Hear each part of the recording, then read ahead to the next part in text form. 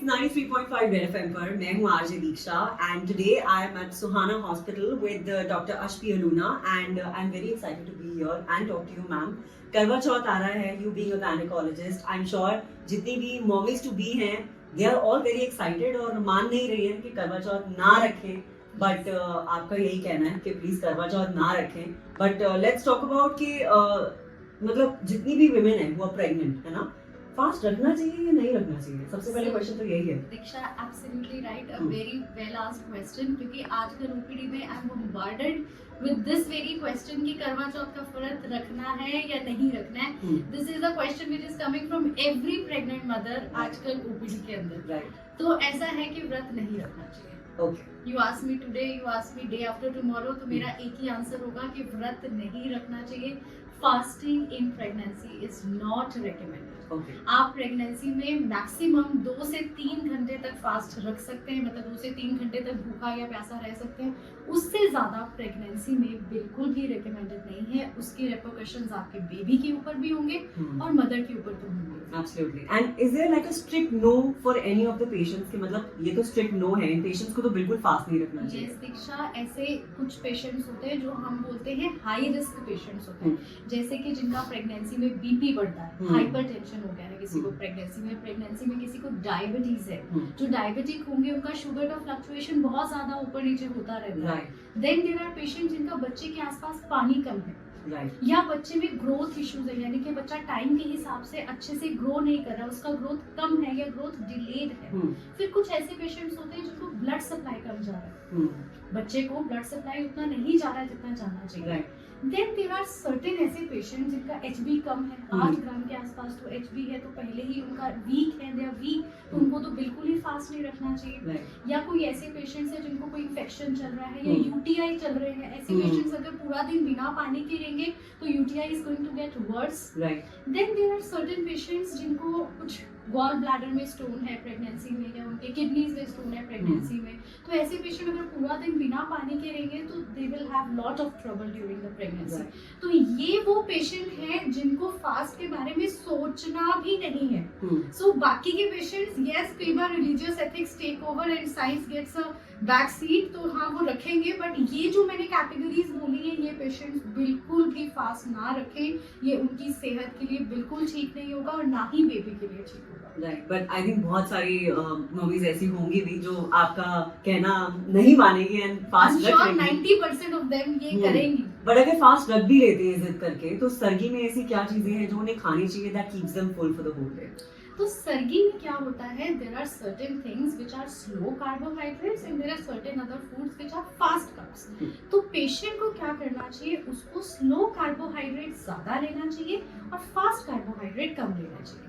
एक layman term है slow और fast carbohydrate. Actually fast carbohydrates वो है जिनका ग्लाइसीमिक इंडेक्स हाई है, जैसे कि मिठाइयाँ हो गई, जैसे कि चीनी या शुगर हो गई, शक्कर हो गई, जैसे कि फ्राइड चीजें हो गई, या कोई मैदे वाली चीजें हो गई, या बेकरी आइटम्स हो गई.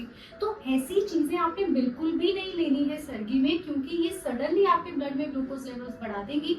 ये एनर्जी सडनली आपकी सारी यूज हो जाएगी एंड थोड़ी देर में आपको भूख या प्यास लगने लग जाएगी. Instead you should take slow carbohydrates, जैसे कि कुछ ऐसे सर्टेन फ्रूट्स हैं, वेजिटेबल्स हैं, हाई प्रोटीन फूड्स, आपके ड्राई फ्रूट्स हो गए, होल ग्रेन सीरियल्स हो गए.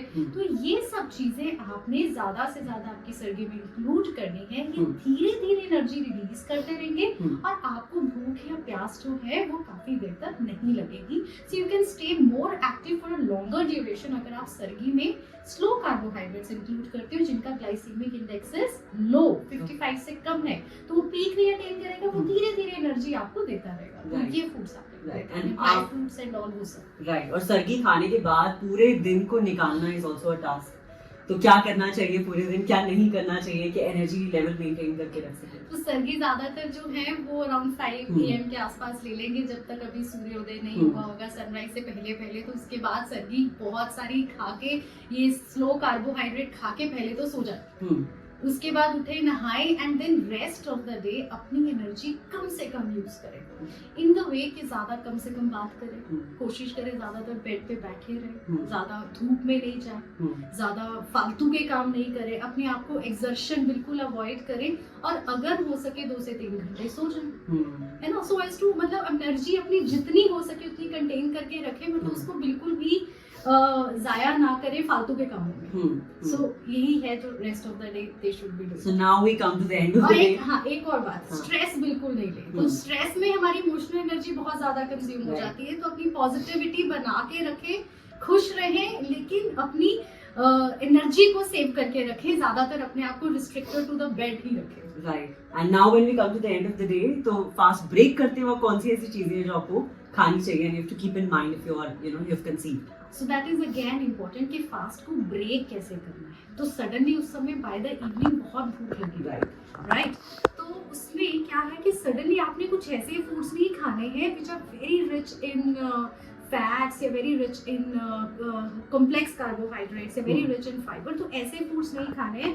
Try to go again with some ऐसे कार्बोहाइड्रेट जो न्यूट्रिएंट डेंस हो, जो आपको स्लोली एनर्जी दे, राइट, क्योंकि एकदम से अगर हम बहुत सारा फैटी फूड या बहुत ज्यादा कॉम्प्लेक्स कार्बोहाइड्रेट रिच फूड खा लेंगे तो हमारे डाइजेस्टिव सिस्टम के ऊपर बहुत सारा लोड आ जाएगा, सो डाइजेस्टिव सिस्टम बहुत ही उसके लिए ओवरवेलमिंग हो जाएगा, इमीडिएटली आपको ब्लोटिंग है, ये सब हो सकता है, तो फिर we should make sure that we are breaking the fast a little slower, मतलब धीरे धीरे आप न्यूट्रिएंट डेंस फूड्स के साथ शुरू करें, जैसे कि नारियल पानी पहले पिए, फिर थोड़े नट्स ले लें, फिर थोड़े से फ्रूट्स ले लें, and slowly you can go ahead with some solid foods.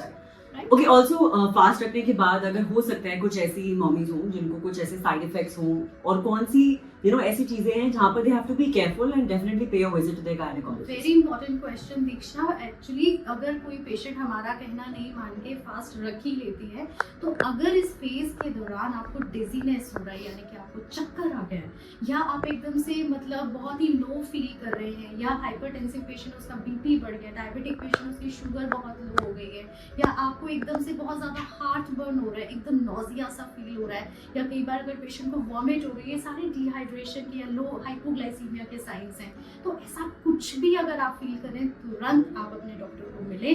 And इसी के साथ साथ जब ये सारा इंटेक इतना कम होगा तो कई बार पेशेंट्स जो हैं decreased movements of the baby भी फील करते हैं, बेबी का मूवमेंट या तो कम फील करेंगे या नहीं फील करेंगे, तो ये भी वो मोमेंट्स हैं जब आपको तुरंत अपने डॉक्टर से मिलना है एंड फर्दर अपना procedure. Thank you so much for having this conversation, and I really hope this Karwa Chauth, this piece of information is helpful to all the mommies out there who are watching the video and listening to us and their friends. Thank you. Thank you so much. Thank you Thank so you, much. Diksha.